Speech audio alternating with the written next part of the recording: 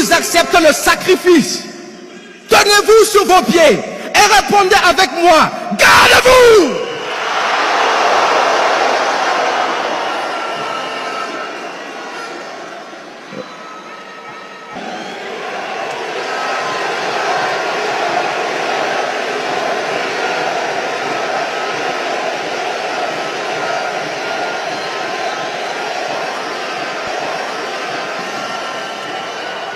Ce jeune patriote a réussi à faire sourire capitaine Ibrahim. Mais la suite de son discours est intéressante pour toute la jeunesse africaine. Dans 50 ans, on sera en 2074.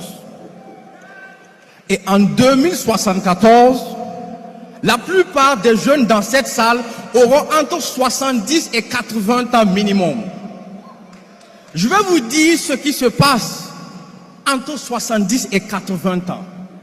À 70-80 ans, on a beaucoup de temps à revendre. On n'a plus beaucoup de choses à faire de janvier à décembre. À 70-80 ans, on réunit les petits-enfants. On les fait asseoir pour raconter sa jeunesse d'antan. Et c'est là qu'on parle de ses exploits. On parle de ses réalisations. C'est là qu'on parle de ses combats et de ses victoires engrangées. C'est là qu'on dit, à notre époque, l'époque du capitaine Traoré, les impérialistes ont voulu essayer...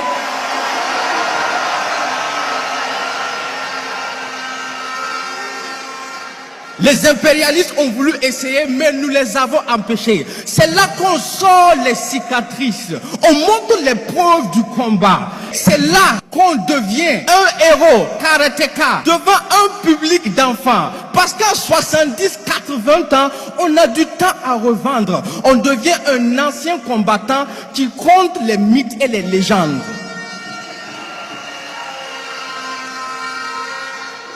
Mais à 70-80 ans, on regrette ce qu'on a raté.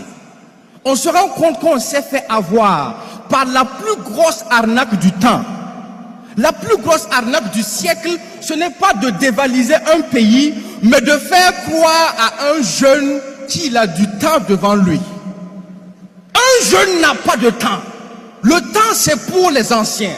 C'est à 70-80 ans qu'on a du temps à revendre, parce qu'on a peu de choses à faire de janvier à décembre. Alors j'entends dire, profite de ta jeunesse, parce qu'on ne vit qu'une seule fois. Mensonge et arnaque, on ne meurt qu'une seule fois, on vit tous les jours. Je les entends dire, ne te mets pas de pression, tu as du temps pour t'en sortir. Mensonge et arnaque.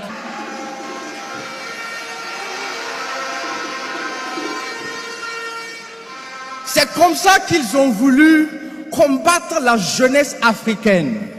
Les feuilletons à la con, la cigarette et la drogue, le sexe et l'alcool, les réseaux sociaux et leur prostitution, les jeux et l'abrutissement des mentalités n'ont qu'une seule raison et un seul objectif, vous faire perdre du temps, un temps que vous n'avez même pas.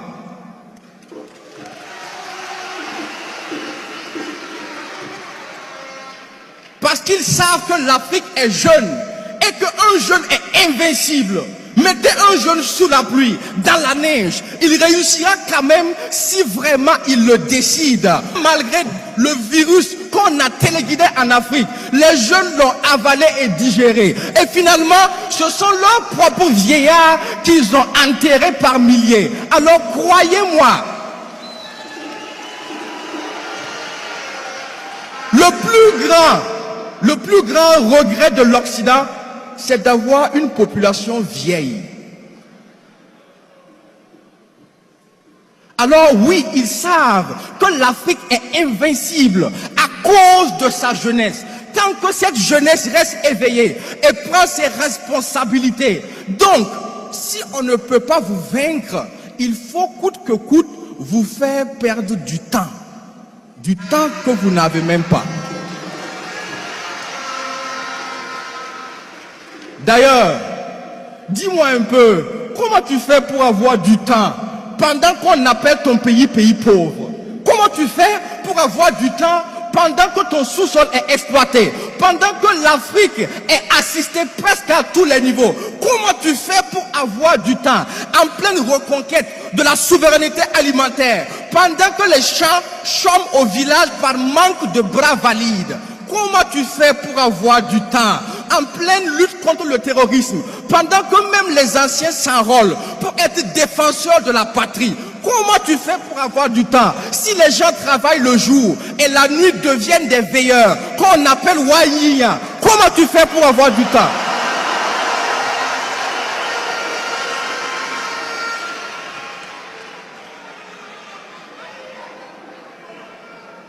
Comment tu fais pour avoir du temps en pleine refondation pendant que tu as Made in China sur ton t-shirt et ton caleçon?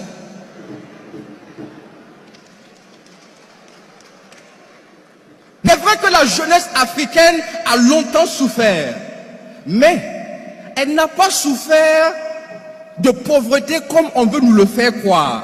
Le sous-sol africain est bien trop riche pour ça. La jeunesse n'a pas souffert d'analphabétisme comme on veut nous le faire croire. L'éducation africaine est bien trop bonne pour ça. La jeunesse africaine a plutôt souffert de manque de repères et de dirigeants dignes.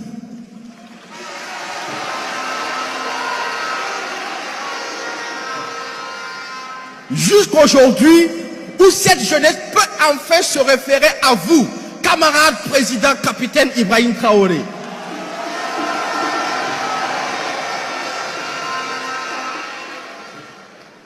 Dès lors, tout a changé, parce que tout est devenu urgent, parce que tout est allé vite, et parce que l'Afrique est fière.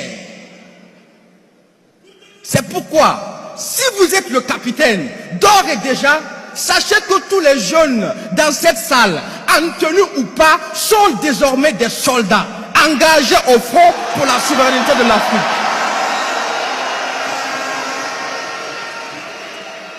Alors, est-ce que vous m'entendez, soldats? Est-ce que vous m'entendez, soldats? Si vous acceptez le sacrifice, tenez-vous sur vos pieds et répondez avec moi, gardez-vous!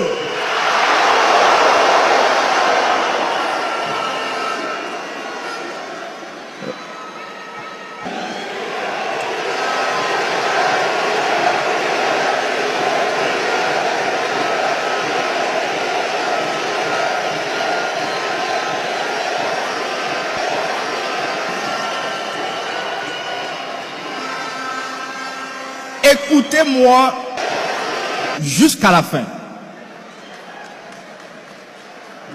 Dans 50 ans, on sera en 2074. Et en 2074, on sera des anciens combattants. Donc s'il y a un combat à mener, je vous assure que c'est maintenant. S'il y a une souveraineté à arracher, je vous promets que c'est maintenant. S'il y a une révolution à faire, je vous assure que c'est maintenant. S'il y a une refondation à faire, je vous promets que c'est maintenant. Parce que à 70-80 ans, on aura du temps à revendre. On n'aura plus grand chose à faire de janvier à décembre. À 70-80 ans, on réunira les petits-enfants pour leur raconter l'épopée du capitaine et la conquête des soldats.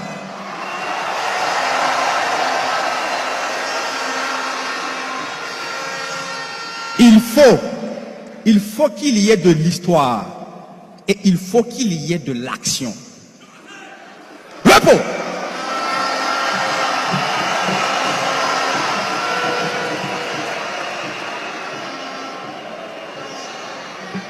Nathanaël Minungu. Le discours de ce jeune patriote exhorte la jeunesse africaine à ne pas perdre de temps et à agir immédiatement pour assurer l'avenir du continent.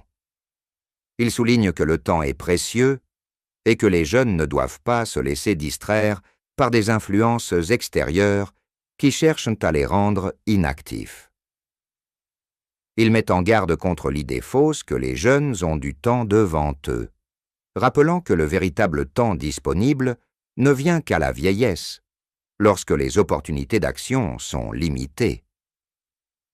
l'accent est mis sur la nécessité de se battre maintenant pour la souveraineté, la révolution et la refondation de l'Afrique, afin que, dans 50 ans, les jeunes d'aujourd'hui puissent raconter à leurs petits-enfants leurs exploits et victoires.